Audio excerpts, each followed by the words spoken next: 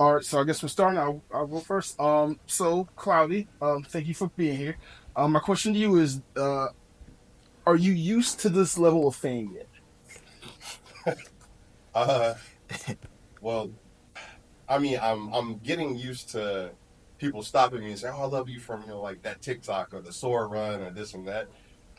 It's still it's surreal to me. Like it's still a very surreal experience because I recall not that long ago just running around making cosplay music videos, which was great. I loved it. But to have it shift to where it's me, like they're looking for me specifically, versus wanting to be in a video, it's a lot to take in. But I love it. Even MomoCon last year when I wasn't a guest, I got stopped by a ton of people, like a ton. Oh my god, like to where it was like a circle of people at one point, and that was odd. That was really odd, but I loved it. So, short answer is yes. I'm slowly getting used to it. Cloudy, Carnell from Carnell Hollywood Pictures. So from last year to this year of MomoCon being unofficial to official status, what has changed? Um, the DMs have increased for sure, which is cool. Like I love that because I actually need that. I didn't realize like, cause from my point of view, when I make content, like I'm usually just like, I'm gonna make something funny or heartfelt or whatever, just cause I'm in that zone. I just want to get it out there, share my heart.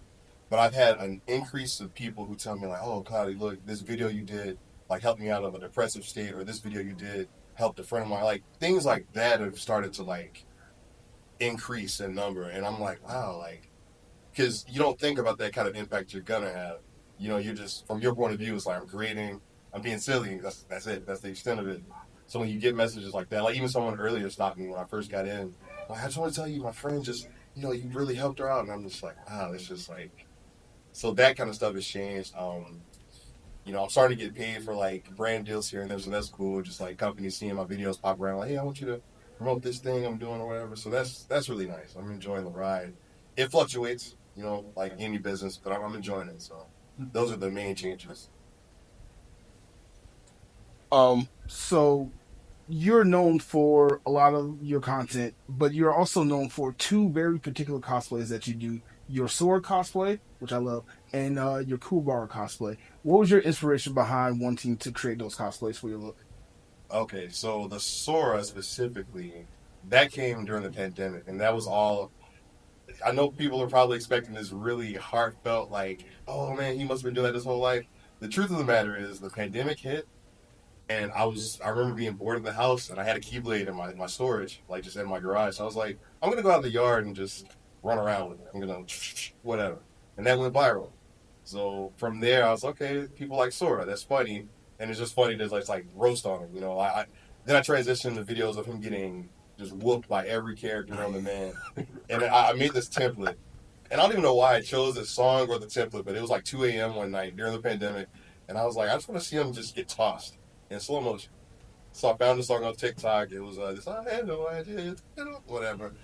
And from there, that started blowing up. So I just kept putting him in those situations, and that's how he got popular. And I mimicked his run, his whole iconic throw his whole body into it, and that's how that went about. Now Kuwabara, that's different because it's weird. Like I didn't watch Yu Yu Hakusho when it was out, like fresh, but because like I grew up in the '90s or whatever, like watching that anime, it's like you feel like you're connected to it somehow because it came out that time you were like, you know, active. I'm not active. I don't know what word to use, but you're hated, quote unquote.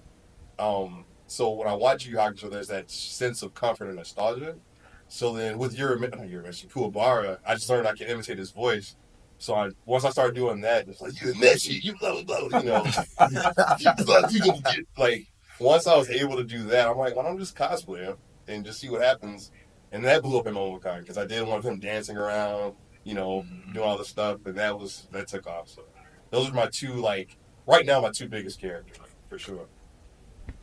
I actually got to be in your last Sora walk, so thank you first Yeah, of yeah, all. yeah, for sure. But coming on 20 years of the franchise, I feel like everybody's got a Kingdom Hearts origin story. So I'm curious how you found your way into that or Final Oh yeah, Fantasy.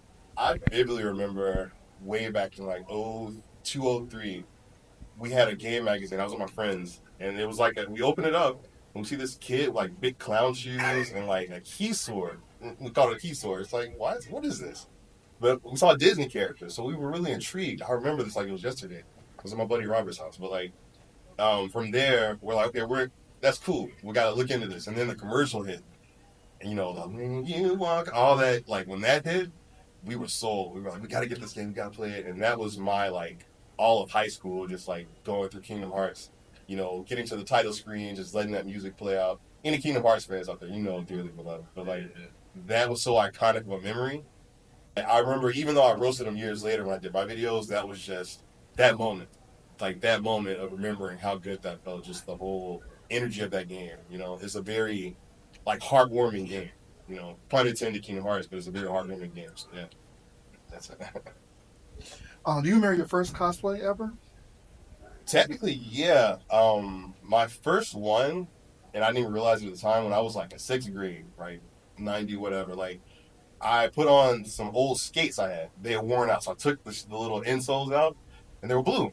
And I was like, I like Dragon Ball Z. So I remember getting some rubber bands, tied them around those, and I was running around the house like I'm Goku. I didn't have the full, gear or whatever, but like that was my first technical cosplay. Officially, it would have been, ooh, probably, and you'd have to be a diehard Cloudie McDoom fan to know what I'm about to say. The robot character I made named Ramoji back in like 2012, somewhere in there. It was like this big, like, red headphones. Like, it's super obscure. Like, again, nobody currently would know about it, but that was my first official cosplay. And then I started graduating to, like, well, this is an exception. Today is an exception, but normally I have my full-blown Cloud Strife cosplay. That's my official one. But yeah. All right. So since you are cosplaying while black, let me ask you this: how do you handle any negative criticisms or comments you may get while in cosplay? What's interesting? There's internet world and then there's the real world, like we are now. Internet world, they'll say whatever they want because they're safe behind, the screen. They're safe behind the will of the keyboard, as I say. I've never had anyone come and try to disrespect me to my face. I've actually seen someone. This is a funny story. I won't say their name, but like, I've seen someone that's talking reckless about me online. And like I saw them at a convention. I was like, "Hey, what's up?" And they just like beeline the other way, like just so it's very, like, once I understood they're protected by that, they can let those thoughts flow freely. I don't take it to heart. Like, yeah, it can be hurtful or whatever. Like, I did a video. It was I was dressed as Goku, and it's like, Chi Chi, do you love me? And he's like dancing and stuff. That went viral, but in a bad way. That went viral to where like everyone hated it and was putting it on random websites. Like, it was getting millions of views all over the place, but it was because it was cringe. And like that was different, but it still was exposure. Because like even last year, MomoCon, a lot of like young dudes were like, "Oh man, you the Goku guy, you the Chi guy. Let me get a picture, or whatever." So, but the comments in that were pretty brutal. But it's nothing. I can handle it. Oh, I'm sorry. Oh, question. How did you come about with the Final Fantasy cosplays? Like, Okay, that's a deeper one because I've loved Final Fantasy literally since I was like 11 or 12. So like that's one of those games, and like specifically Cloud Strife, where I really resonated with that character. mhm. So obviously when I got older and was able to cosplay, I got into being him specifically. Yeah. And not to get like too deep into it, but just something happened when I was in the seventh grade that was really emotional. Like it was really just heart wrenching. And I remember FF7 was my comfort game when I got home from school that day. Like that was like Okay. that moment is encapsulated in time. So every time I do something Cloud Strife related, that like still gives me that level of strength of like, you remember a moment like that, and Yeah. it's like it reshapes or it starts to shape who you're gonna become. Specifically in my case, not leaving people out of things, because that's essentially what happened with that situation. But that's kind of how I got into Final Fantasy, and here we are. Yeah. Oh. So I know for Cloud versus Sephiroth, what was Oh, the I process wanted like to of ask getting that a one. green screen studio? Because Oh. that was the first time I've heard of that. 'Cause I know if I mess up something, I got to Woo. outfit back on, but you had to go, you said hours away and rent a spot and Yeah. So shout out to Atlanta. I actually did that here. I went to a green screen studio out here. It was, back then when I did it, I needed the space to run around, with yeah, Sephiroth and Cloud specifically, because the stuff I did in that battle, I couldn't have done it at home on my green screen. There was too much running, too much active. Because if you actually watch that video compared to my others, that's the only one that has like full range of motion where I'm actually like, yeah. So that whole process, yeah, come out here, film it, go back home, edit it. And it's funny when I put on the Sephiroth outfit, it's like it's fun to get in the character because everyone knows I commit. I commit. But honestly, just when I do the self-thought character, like that's one of people's favorites, but it's also I feel so like dirty when I'm doing it. It's like I'll start doing shoulder shimmies and doing these like very overly Yep. sexual looks and stares. And, I mean, the people love it, like the crowd loves it, but it's just when I take that off, I gotta go take a shower. I'll do it all because self-thought takes, but it's fun to just unleash a little bit of it. You know. All right. With content creation and cosplay, and you combine them together into a nice brand and niche.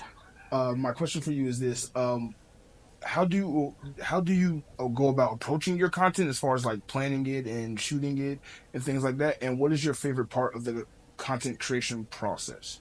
Okay, that's a good question. So with me, because I have a very overactive imagination, I tell people, the ideas are constantly on just full blast, just constantly just running, right? So for me, I'll just get the idea, and instantly I'm like, okay, let me go to my either green screen room, go out in the backyard, wherever I gotta go.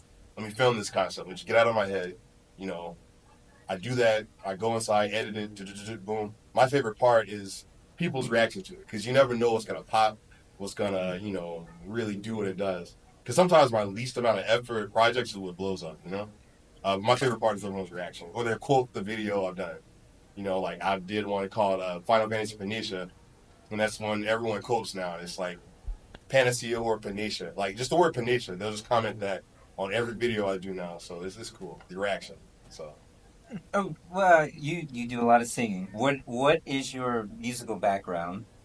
Let's see. It's weird. When I was growing up, my father was in the choir. My mom can't sing all that well. Sorry, mom. My Yeah. oldest sister sings phenomenally. My middle sister who passed in 21, she could sing phenomenally. I was too shy to sing at the time because I would hear them, like they would harmonize and all this stuff. And I liked it. My ears were attuned to it, but like I didn't get into that, you know. But if I think back a long time ago, I think it was always in me because I vividly remember being like a little guy, like 5 years old, excuse me. And my sister would have slumber parties, so all her homegirls are crowded in the den. And I was a little guy, so they would call me down like, "Little Cloudy," it's in my room. They'd be like, "Little Cloudy, bring him down." And I had this little bitty speaker box, a little recorder, and they'd be like, "Just do something." So I'd just be like on the mic, just like making noises. Like I didn't sing, I was just making noises, but I enjoyed performing for them, performing. So I feel like that might have been that like low key origin that I didn't really pay attention to. And then when I got older, I was in a rock band. I did background vocals, and then people started telling me, "You sing pretty well. Why don't you do the main vocals?" And I was like, "Nah, my best friend's a singer. I don't want to." I'm the type I didn't want to like take his like light, if you will. Mm. I was like, "Nah, I don't want to step on his toes." And then over time, you just kind of naturally, it comes out of you. Mm. Like I'll joke sing and make videos, and people, "Oh my god, that's really good." So that's kind of how that happened. Just forcing it out of myself, goofing around. Oh, Now he's in the lead. He can go. I'm the lead. Okay. So Cloudie McDoom, that is such a cool and interesting name. Where did the name come about from? man. Obviously, I love Final Fantasy. Cloud had to be in there. The Cloudie McDoom. I don't know. It's like you'll be somewhere chilling, and you'll just be like thinking of like, I need a cool name because I was actually this is the transitional point where I went from my Akio Boy stuff where I was doing cosplay videos to my skits, Mm. and I was like, I need a different name since that's like my video stuff. I need something for me. So I sat there, and I kid you not. Originally, it was like something I forget. It was like something McBoom something. I can't remember, but I landed on Cloudie McDoom, and I just kind of rolled with it because I like the way it sounded. And I vividly remember going to like my best friend. Shout out to Kenji. I was hanging out with him. I was like, "Yeah, I'm gonna start calling myself Cloudie McDoom." And he looked at me. He was like, "Okay." Like it was one of those like, "Cool, man, for you." That's kind of how that happened. And then the most surreal part about that is you see your name popping up everywhere. You see people saying Cloudy McDoom to you at a con, wherever, like Cloudy. So like, because I remember that origin. I remember writing it down on paper, like I'm gonna call myself that. So that's how that came about. Yeah. So I feel like as Black creators, we always kind of have this internal sense of community. Because even on the way here, we all stopped and we saw Fantastic Frankie and her crew. We all had to show each other love real quick. What has it been like for you forming and finding members for this wall? That's been really cool because that kind of starts with, obviously they'll like you watch me on Twitch or whatever, and then they'll kind of transition to Discord and whatnot. But I think for me, like I have my the squall, like I think that's the whole fan base. That's what I like to call it. And then you have the squall that's like strictly like talking to me in Discord and stuff like that. Yeah. Trying to make sure I don't mess up the lipstick. But no, that's just been great. Just having a community of people who support what you're doing. They care about what you're doing. Because I don't want to be one of those people like a flash in the pan where it's like, oh yeah, he blew up doing that one thing, and then he's nobody or whatever. Like, so I try to take everything in stride. Like, for example, I'll try different things and see if it works, and I'll know if it works because if the fan base is like, oh, that's hilarious, we love that. And if it's not that big a reaction, it's no big deal. I just try something else. But regardless, the love has been great. That's what keeps you going as a creator. That really is. So. So you talked about how you try different stuff. You ever had something that you thought was going to be good and you didn't get a reaction that you want? Like it wasn't like a bad reaction, but you didn't react how you thought. Yeah, definitely. There's this thing I did during the pandemic. It was my Adult Swim pandemic baby, is what I'm gonna call it, and it was called Space Tales of Blatch Jr. And it was meant to be this cheesy, like it was meant to be a show that was made in like 1991 but got canceled because it was so bad. So I filmed it that way. It looks terrible, but it's so over the top and cheesy. And I used a bunch of Snapchat filters and outer space backgrounds. My girlfriend Patagonia loves it. Like that's hilarious to her. I thought it was hilarious, but like its reaction doesn't hit that well with the algorithm. It's just like people see it, a couple, and it's like whatever. As a black nerd, as a black content creator, are you proud of your contributions to blurred culture? I would say so. And that's not to like put myself on a pedestal, like I've trailblazed or done something, no one else has done because everyone, obviously, other blurs are doing it too. I feel like I've worked extra hard to be the most authentic version of myself, no matter how quirky, how, off the wall, how just out there it might be. Like I had that level of confidence and courage to say, look, like even the Sora stuff, when I was first doing it, I was like, people are going to clown me for this, which they did, but it was in a fun way. It was like, this is entertaining. We love it. But I knew even when I put the stuff on, I'm acting like this little, come on, like doing the run and stuff. Like I'm like, I know there's levels of cringe to it, but it's like if I put myself out there, it's gonna encourage the next creator to say, I can do that too. Like he has no fear and he's enjoying it, he's loving it. I can be myself too. But I try to take mine to those extremes. Like I'm trying to make that threshold of like, look, you can be a blurred, you can be a cloudy blur, where it's just straight up, just like cringe city, as it were. But I like to think I'm helping in that regard. So yeah. Okay, so you say you want to inspire other people, but who inspired you? That's good. That's a really good question, actually. Let me stop and patiently think of that, but not eat up too much of your time. Like, I know when I first started doing my Cloudie McDoom stuff, let's go back to 2018, somewhere in there, 17, 18. I started doing Red Dead Redemption 2 skits, right? With Arthur Morgan, or my version is Artie Man. If you ever see a cowboy on my page, like with the big beard, that's Artie. For me, I got inspired because I would see people like Marlon Webb, who I actually got the pleasure of crashing at his house, making videos with him one time. That was great. There was this group of content creators out in LA doing this stuff. And I remember seeing that cross my feed a lot. I'm like, they're doing things. Like, there's this goofy, wacky, like, these scenarios, and I love that. Like, I was like, this is cool. And I remember internalizing that. So then when I fast forward to doing the Red Dead Redemption 2 stuff, I was like, well, I want to do it too. Like, I want to just make silly, but it's game related. It's like stuff I know. And that was what kind of started to get me out there. Because even Roger Clark, the guy who is Arthur Morgan, like the motion capture, the voice, everything, once he recognized that we became friends, that's when I was like, oh, wow, like that's like, because he was in my inspiration. Because Red Dead Redemption 2 was just a great game through and through, just 10 out of 10. So, like, I don't know, getting the interaction with him too, coupled with the Marlon Webbs and all those guys, putting all that together motivated me to say, I want to do this like hardcore. I want to, entertain, act, whatever you want to call it. So yeah. We got time for one more question. What would be your next project? My next project, I'm glad you asked that. Now I'm for tomorrow. Tomorrow I'm doing a panel. It's the content creator journey, and I'm going to premiere a video called Final Fantasy Boss Battle Part 3, which I released part 2 years ago. And I told everyone, hey, I'll do part 3 when I hit 50,000 subscribers. I did it. It took years, but I did it.